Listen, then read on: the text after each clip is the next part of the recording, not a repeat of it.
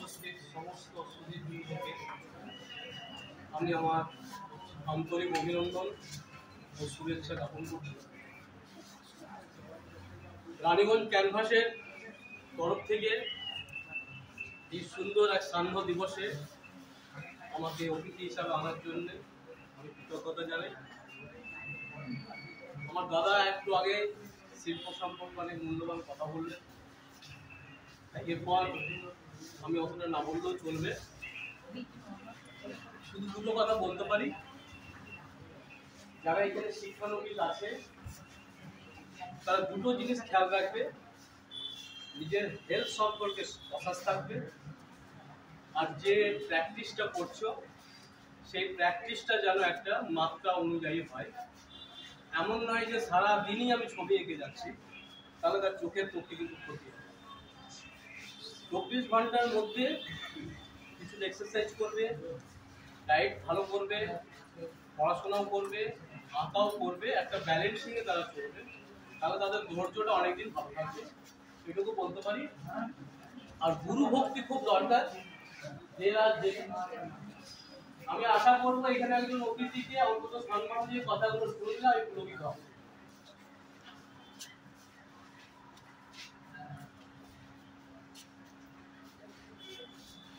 যাক, আমি সবাইকে শুভেচ্ছা শুভকামনা জানাচ্ছি।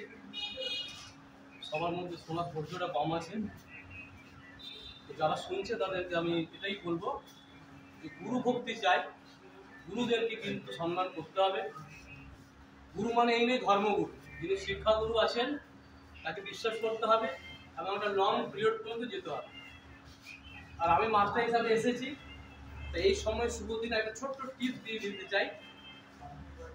যারা বাচ্চা নবিশ, যারা শিখছো, ছোট লাইন যখন করবে তখন ফিঙ্গার মুভমেন্ট করবে, ফিঙ্গারের মুভমেন্ট। যদি লাইনটা যখন বড় হবে তখন রিস্ট মুভমেন্ট করবে, যখন তার থেকে লাইন একটু বড় হবে তখন এলবো মুভমেন্ট করবে, তার থেকে যখন খুব বিশাল লাইন হবে তখন শোল্ডার মুভমেন্ট করবে।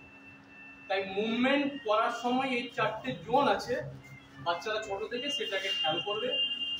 আর বিশেষ করে যারা সময় পাচ্ছে না ছবি আঁকা কিছু করার, তারা মাত্র 8টা লাইনস রেগুলার প্র্যাকটিস করবে। একটা সোজা, একটা খাড়াতাড়ি, দুটো হচ্ছে স্লান্টিং, আর 4টে কাট। এই কটা লাইনস নিয়মিত প্র্যাকটিস করলে তাদের বিল্ড আপ হবে। আর পড়াশোনা করতে হবে, শিল্প সংক্রান্ত কিছু বই, নন্দন বসুর বই হোক, অমল ঠাকুরের বই হোক, আর যে বই ভালো লাগুক থিওরিটিক্যাল বই পড়তে হবে। আর আঁকার যত যদি 1 ঘন্টা প্র্যাকটিস হয়, তো দেখার প্র্যাকটিসটা হতে হবে 4 ঘন্টা। যতক্ষণ একটা শিল্পী তার দেখার প্র্যাকটিসটা না বাড়াচ্ছে ততক্ষণ পর্যন্ত তার কিন্তু কোনো কিছু ইমপ্রুভমেন্টটা হবে না। তাই আমি কিভাবে আছি আমাকে দেখা যাচ্ছে, কিন্তু কোন অ্যাঙ্গেলে আছি, কিভাবে ঘাড় ঘেরিয়েছি, কোন চোখটা ছোট, কোন চোখটা বড়, কোন ঠোঁটের সাইডটা কম, কোন সাইডটা বেশি, এটা আঁকার আগে দেখার হ্যাবিটটা করতে হবে। তাই প্রকৃতিকে দেখতে হবে, যে কোনো মানুষকে দেখতে হবে, রঙকে দেখতে হবে, প্রকৃতির সময় দৃশ্য দেখাও করতে হবে। দেখার প্র্যাকটিসগুলো যদি ভালো হয় তাহলেই কিন্তু ভালো হবে। আর আমাকে ক্যানভাস রানীগঞ্জ এনেছে উত্তরীয় পড়াবার জন্য নয়, মিষ্টির প্যাকেট দেওয়ার জন্য নয়, আমার কিছু মূল্যবান কথা যদি আপনাদের দিতে পারি তাহলে সেটাতে আমি খুব ধন্য হব এবং মনে হবে আমি সঠিক জায়গায় এসেছি।